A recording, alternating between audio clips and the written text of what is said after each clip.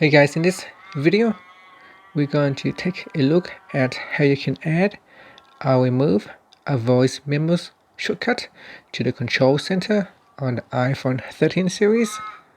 So first let's go back to your home screen by swiping up at the bottom of the screen.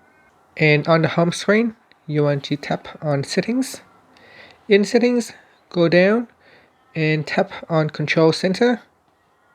Next you want to go down and tap on voice memos. So tap on the add button on the left hand side, and that will get added to the included controls section. Once you have done that, if you swipe down the control center, now there is a voice memo shortcut, and so whenever you need to quickly create a new voice memo, you can just tap on that, and then in here you can start a new recording, and that's it. If you need to remove it from the control center, just go back into settings, then go to control center, and then tap on remove button right next to the voice memo. Then tap on remove, and that will get removed from the control center. And that's it. Thank you for watching this video. Please subscribe to my channel for more videos.